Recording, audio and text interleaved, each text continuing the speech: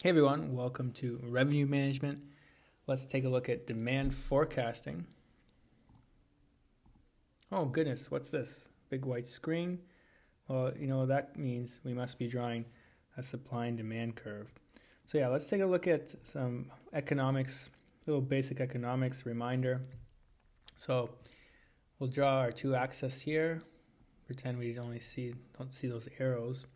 But basically we have our our price on our our y-axis, quantity on our y-axis, and let's consider demand first, and we'll consider demand for a hotel room.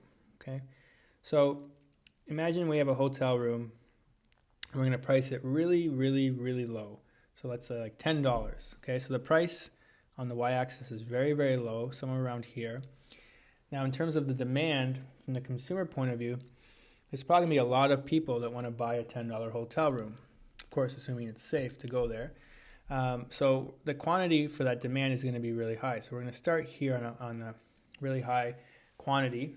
But as the price increases, okay, so now the quantity or the price is about $200, and it's going up, maybe all the way up until, let's say, $10,000 for a hotel room.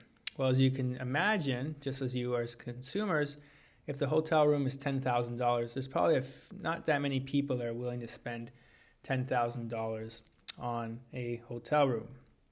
So that's our demand curve. Okay, when we're thinking about supply and demand, we always want to consider it from the point of view of the perspective.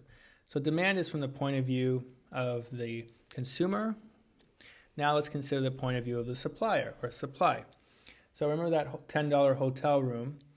Well, how many suppliers are going to be selling their rooms at $10? Maybe you might be one of them, I don't know. But not too many people, or not too many, businesses or corporations are going to be selling a hotel room at $10. So when the price is really, really low, then the amount of supply for that $10 hotel room is very low.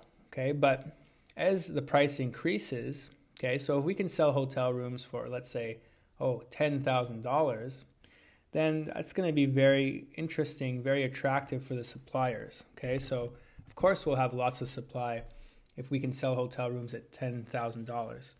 Okay, so that's our supply. And again, remember that that's the perspective from the supplier. So some things to consider. We have our supply and demand curves drawn, but we want to identify a really important point. Okay, so when they meet at the middle here, that's considered our market equilibrium. Okay, so that's when the amount of supply and demand are equal and things are good. People are getting what they want. There's enough suppliers are making money. They're pricing at the right point where they're getting the right amount of demand. And that's ideal. That's what we're looking for. Now, why is this point important? Well, we want to talk about what's below our market equilibrium. So remember that $10 hotel room? Well, $10, $20, $30, anything below the market equilibrium, you see that the demand, okay, so the interest in consumers wanting to buy that is higher than the supply. Okay, so the supply is less than the demand. So whenever the demand exceeds the supply, well, do you remember what we get here? That's right, you remember it's a market shortage. Okay, so and the reason why we're bringing the market shortage up, we'll talk about pricing strategies in a moment, but we want to remember this situation. Okay, now what happens above the market equilibrium? Well, what's going on? Well, in this case now, the supply, okay, so we have too many hotel rooms, okay, and there's not enough demand. So if we have too many, we have a surplus. Okay, so that's when we have a surplus, when the supply exceeds the demand. So just remember what happens when there's a surplus versus a shortage, and we'll discuss that later on in just one moment.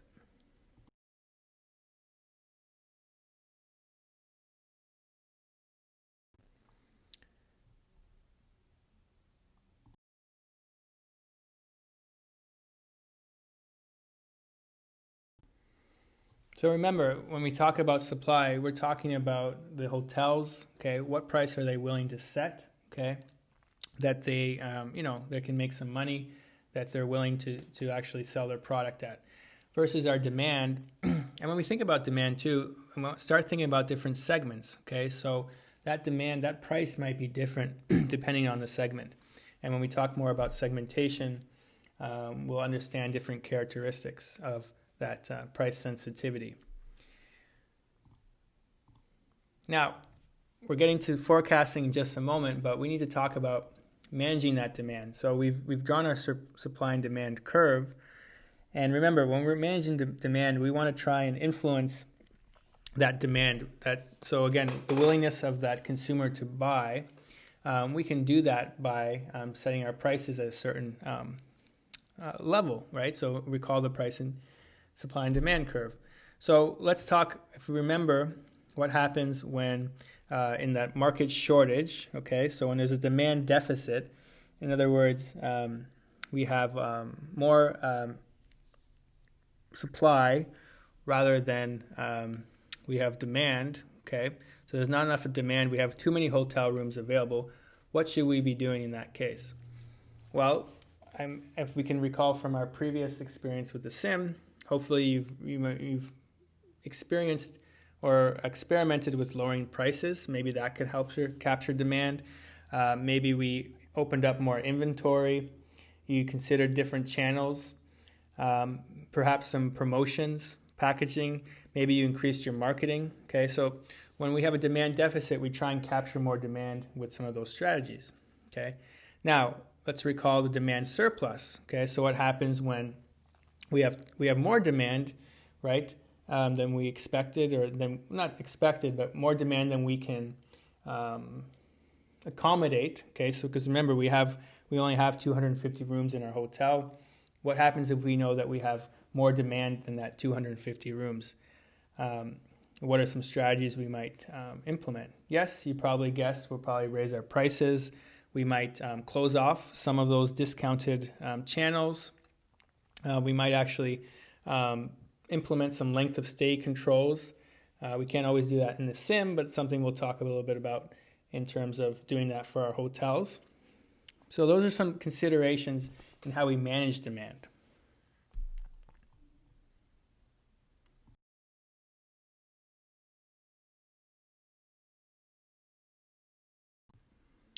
So let's now actually consider a demand forecast. Okay, and this is something similar you might see in the revenue forecast in the sim.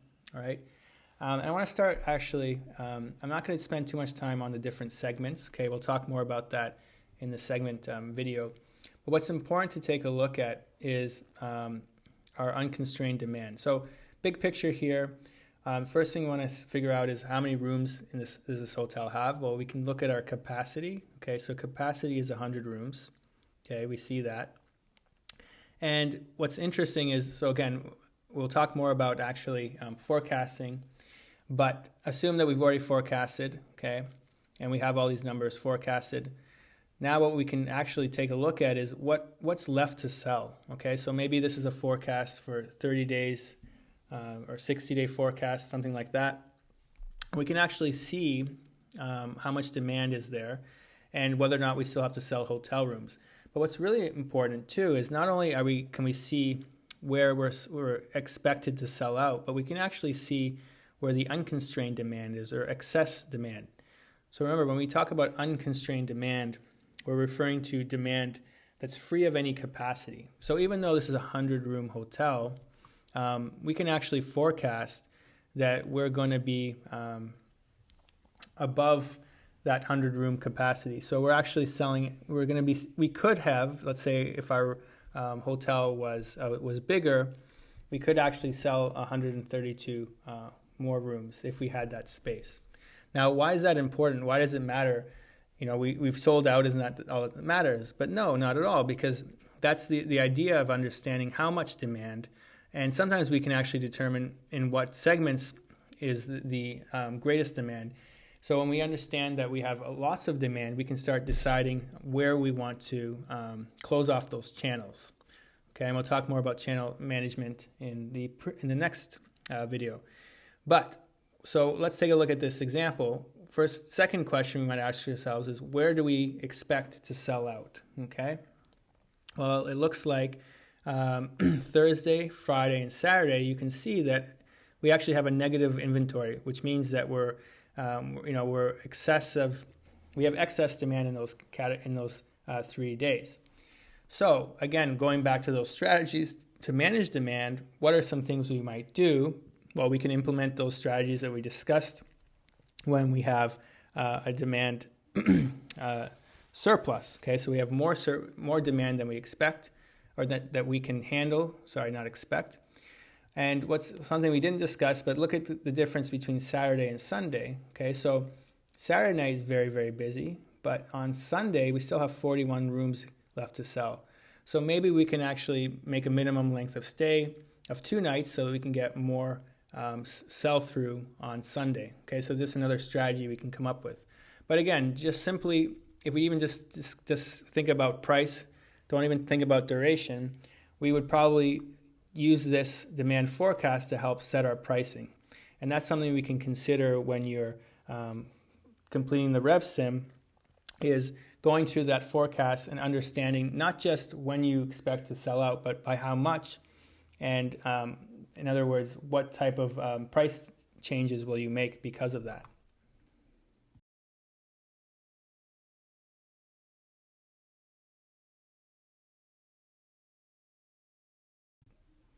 And remember, these are expected forecasts, so we don't actually have these on the books. So, for instance, Friday and Saturday, if we know that we're going to sell out by this much, we could close out certain channels like Expedia or Hotwire, any of the third-party channels, and we'll talk about why we might not want to sell on those channels versus our more direct packages in channel management. So just start considering that. Take a moment, just take a look at this forecast. Maybe you can come up with your own conclusions or strategies. But again, apply these strategies when you're taking a look at your RevSim.